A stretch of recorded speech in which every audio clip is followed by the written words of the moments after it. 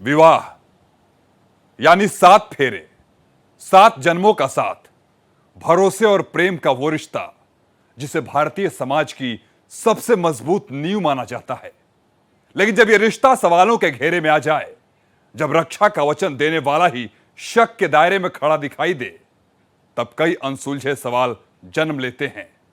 नमस्कार, मैं हूं संगम राय और आप देख रहे हैं भारत एक्सप्रेस।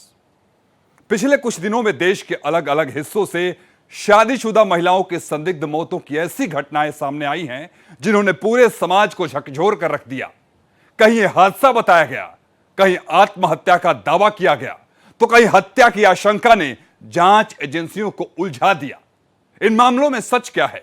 क्या ये महज दुर्भाग्यपूर्ण घटनाएं हैं या फिर इनके पीछे छिपी है कोई ऐसी कहानी जो रिश्तों की परतों के नीचे दबा दी गई? आज हम उन मामलों की पड़ताल करेंगे जिन्होंने परिवारों को मातम में डुबो दिया और समाज के सामने कई गंभीर सवाल खड़े कर दिए। पहले देखिए हमारी एक खास रिपोर्ट।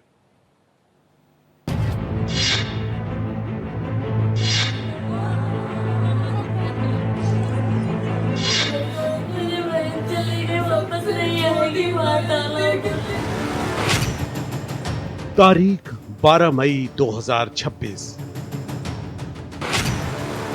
जगह भोपाल।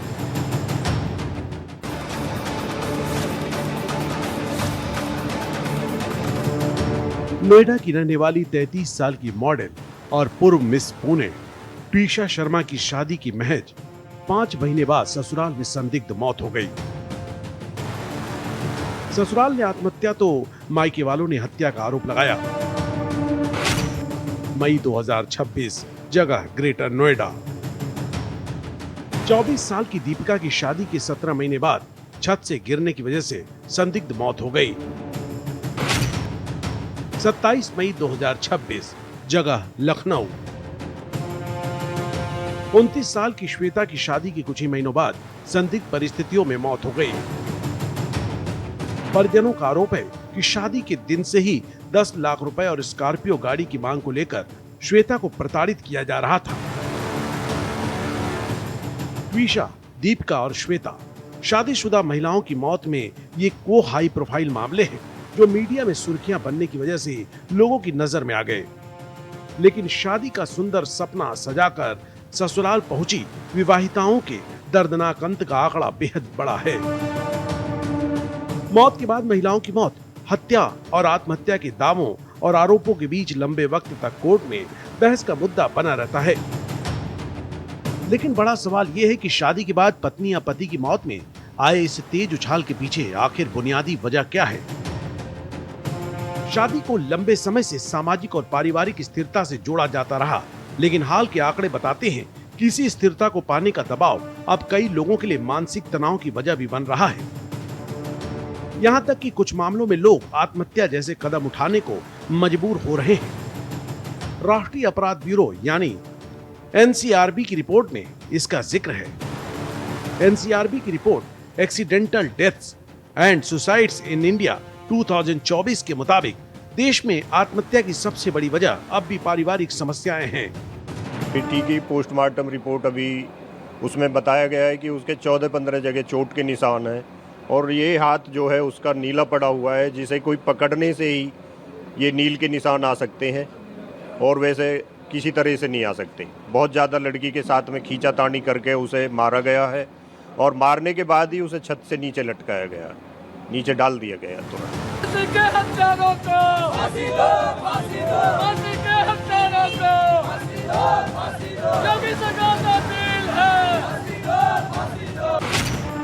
साल 2024 में दर्ज 1.70 लाख से ज्यादा आत्महत्या के मामलों में 1/3 से अधिक मामलों के पीछे यही वजह दर्ज की गई।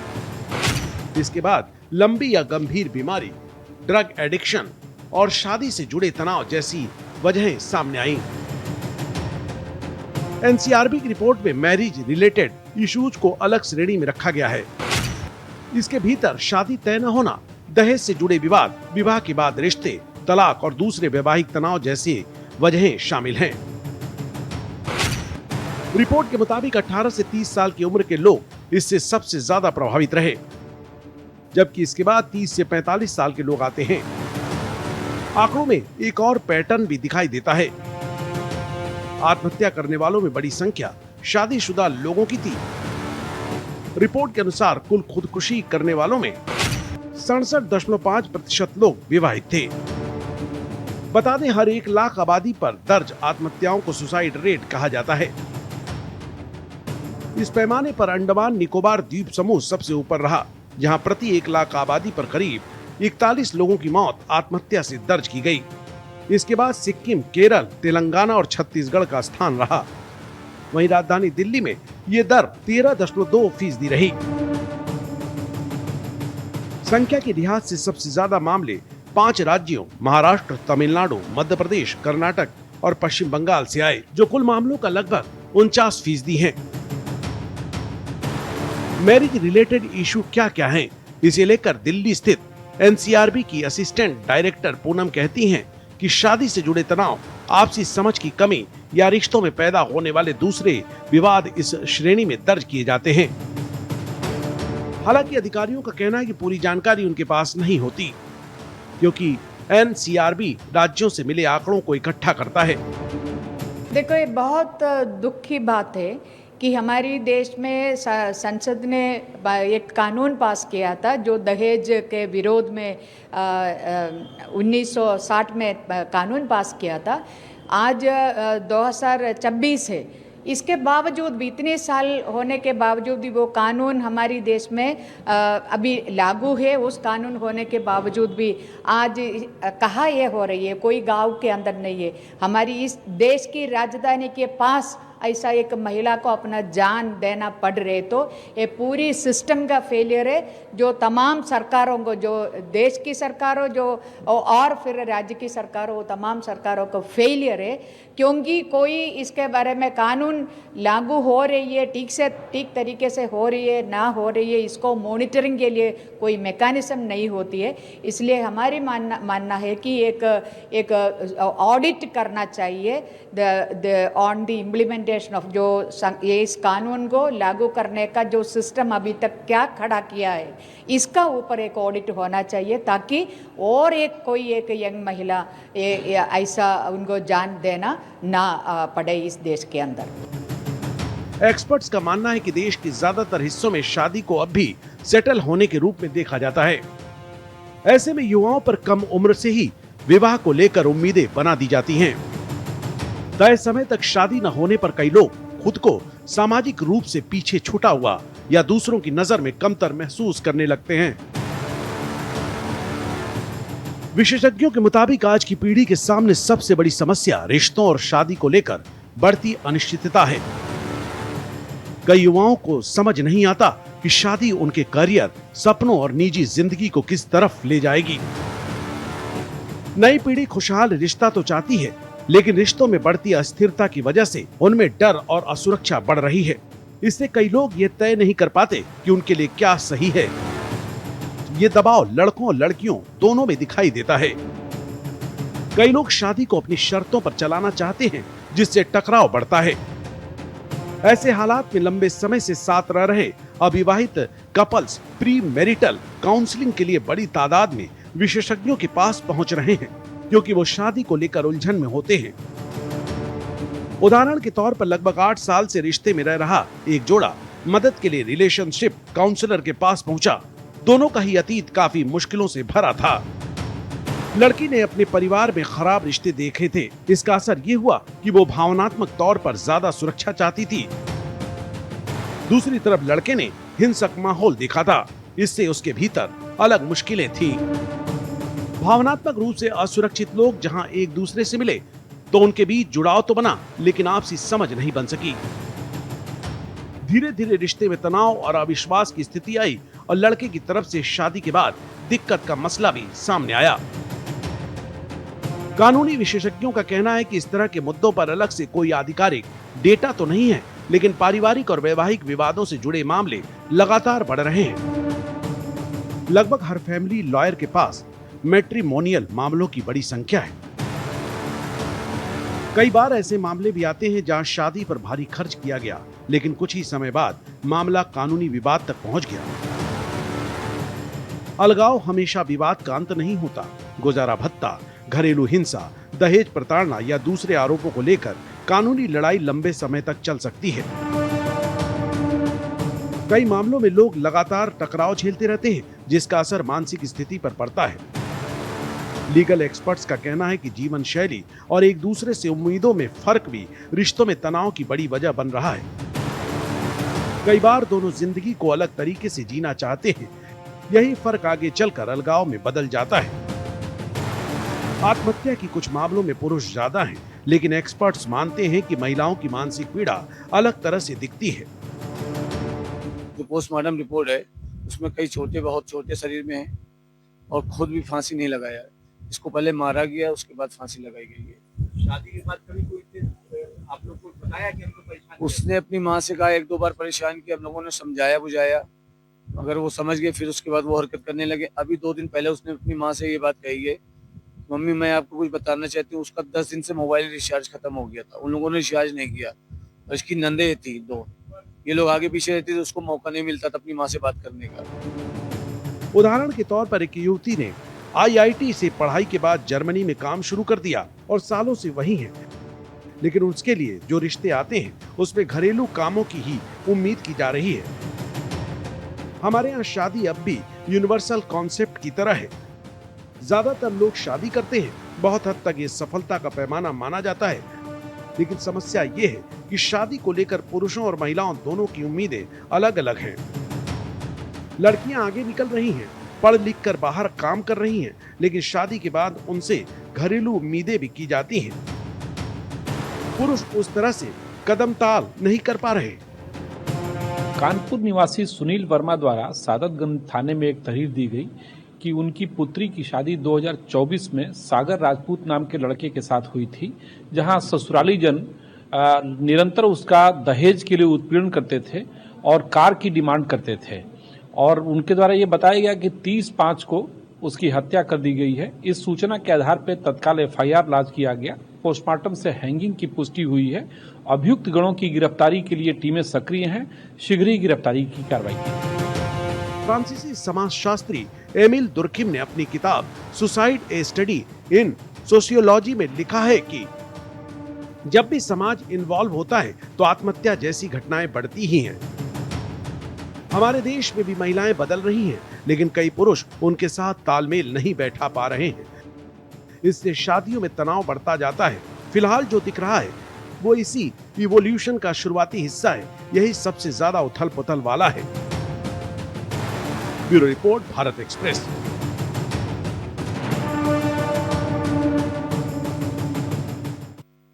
दहेज प्रताड़ना और संदिग्ध मौतों के कई मामले सामने आए हैं, जिनमें कर्नाटक, उत्तर प्रदेश और MP जैसे राज्यों से गंभीर घटनाएं शामिल हैं। NCRB के आंकड़ों के अनुसार 2024 में दहेज की वजह से करीब 6000 मौतें दर्ज हुई हैं, जो दर्शाता है कि आर्थिक विकास के बावजूद यह प्रथा महिलाओं के लिए एक बड़ी चुनौती बन गई है। यह खास रिपोर्ट देखिए।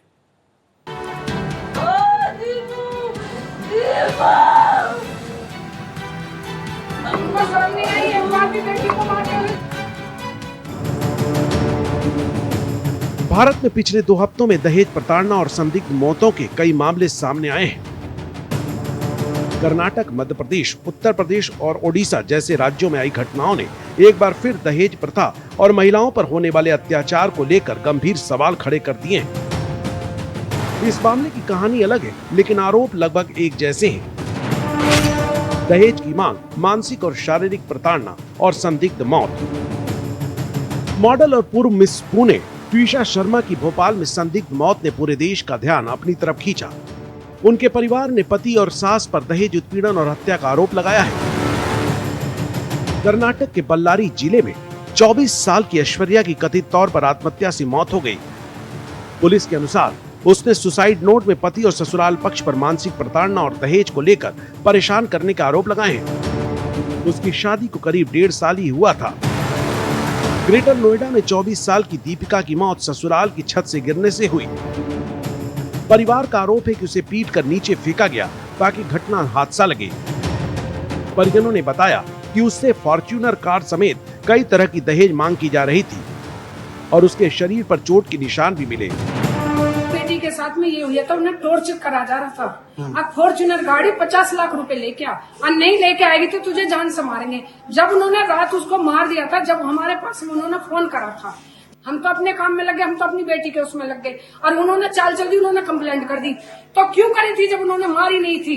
उन्होंने चक्कुओं से गूंद के मारा, चक्कुओं से गूंद के। अब 50 लाख रुपए लेके आ और फॉर्च्यूनर गाड़ी लेके आ, नहीं तुझे खत्म करेंगे। सासू ने भी, आदमी ने भी, ससुरे ने भी, सबने उसको टॉर्चर करा, और ऊपर से उसे फेंक दिया 3री मंजिल से। जब उसे फेंक दिया, जब हमारे घर फोन करा 1 बजे का, जाओ तुम्हारी बेटी गिर गई है जीने से, तो उन्होंने झूठ क्यों बोला? झूठ बोलने के बाद भी वो भाग गए। हमें खून के बदले खून चाहिए, इंसाफ चाहिए हमें, जैसे हमारी बेटी मारी है, हमें भी इंसाफ चाहिए। मध्य प्रदेश के ग्वालियर में 21 साल की पलक रजक की मौत के मामले में परिवार ने ससुराल वालों पर वाहन की मांग को लेकर प्रताड़ित करने का आरोप लगाया है। पिता के अनुसार बेटी अक्सर मारपीट और अपमान की बात बताती थी। वो गोलेगमंद क्षेत्र रहने वाली थी। इसकी ससुराल सुरैयापुरा जो मुरार थाने पड़ता है, वहाँ इसकी ससुराल थी। ये इंस्टाग्राम और अन्य सोशल मीडिया साइट्स पे भी एक्टिव रहती थी। अभी जो मर्ग जांच की गई है सीएसपी मुरार द्वारा, उसमें ये स्पष्ट हुआ है कि इसको दहेज के लिए प्रताड़ित करते थे, ब्रेजा गाड़ी की मांग करते थे और अन्य पारिवारिक कलह भी था। ओडिशा के जाजपुर जिले में 21 साल की नवविवाहिता प्रमीला दास का शव पुलिस ने जमीन से निकलवाया। लड़की के पिता ने आरोप लगाया कि दहेज के लिए हत्या के बाद बिना जानकारी दिए उसका अंतिम संस्कार कर दिया गया। उत्तर प्रदेश के अमरोहा में 19 साल के पुष्पेंद्री देवी ने मौत से कुछ घंटे पहले पिता को फोन कर कहा था कि पापा ये मुझे मार देंगे। उसी रात वो फंदे से लटकी मिली। परिवार ने पति और ससुराल पक्ष पर 10 लाख रुपए मांगने और हत्या को आत्महत्या दिखाने का आरोप लगाया है। चलना चाहिए, बिल्डोजर भी चलना चाहिए, हमें खून का बदला खून भी चाहिए, बिल्डोजर से काम नहीं चलेगा, हमें दोनों चीज चाहिए। पुलिस वाले इतने पैसे भर दिए गए कि मिट्टी नहीं दिखाई गई, बिना मायके के आए मिट्टी उतरा के पोस्टमार्टम भेज दिया गया। राष्ट्रीय अपराध रिकॉर्ड ब्यूरो यानी एनसीआरबी के अनुसार 2024 में देश में दहेज मौत के 5737 मामले दर्ज किए गए। ये मामले भारतीय न्याय संहिता की धारा 80 और पहले की आईपीसी धारा 304B के तहत दर्ज हुए। उत्तर प्रदेश में सबसे ज्यादा 2038 दहेज मौतें दर्ज हुई, जबकि बिहार में 1078 मामले सामने आए। दोनों राज्यों में महिलाओं की आबादी के हिसाब से दहेज मौत की दर भी सबसे ज्यादा रही। अब भाई ने पूछा भी कि कहाँ गिर गई है, मतलब सीढ़ियों से गिर गई है या क्या नॉर्मल स्लिप हुई है, तो उन्होंने नहीं बताया। मतलब उन्होंने यही बोला कि वो गिर गई है, आप शारदा हॉस्पिटल आ जाइए। ठीक है, हमने भी सोचा नॉर्मल कोई चोट लग गई होगी। अब वहां जाके मतलब पता चल रहा है कि मतलब बेटी बिल्कुल खत्म है, मतलब डेड बॉडी उसकी है वहां पे, और उसके पूरी बॉडी पे मतलब मारपीट के निशान हैं, नीले पड़े हुए हैं।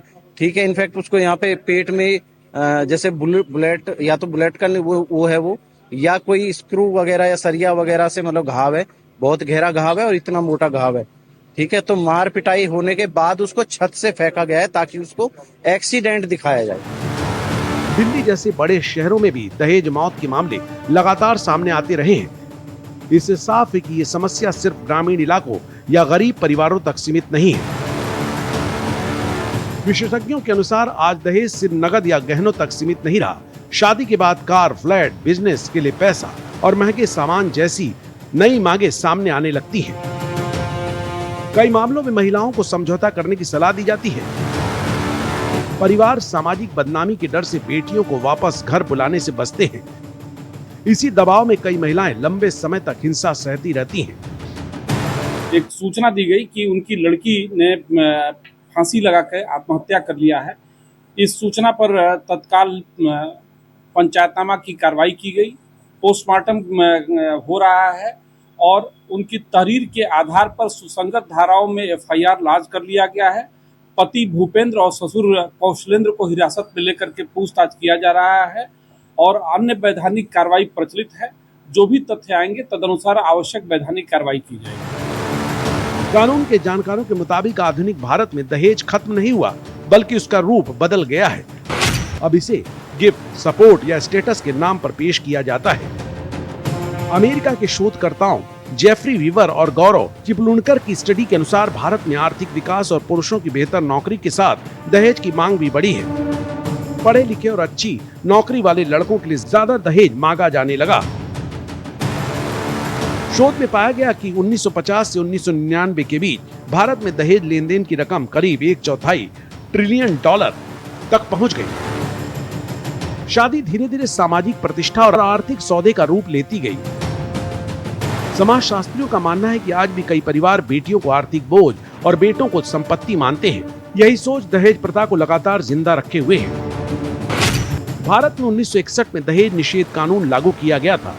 बाद में दहेज मौत के मामलों के लिए आईपीसी धारा 304 भी और अब भारतीय न्याय संहिता की धारा 80 बनाई गई।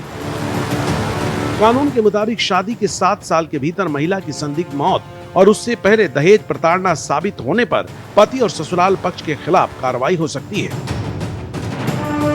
हालांकि कानूनी विशेषज्ञों का कहना है कि ऐसे मामलों में सबूत जुटाना मुश्किल होता है। कई बार गवाह मुकर जाते हैं या परिवार सामाजिक दबाव में समझौता कर लेते हैं। इसी वजह से बड़ी संख्या में मामलों में दोषियों को सजा नहीं मिल पाती। Bureau report, Bharat express.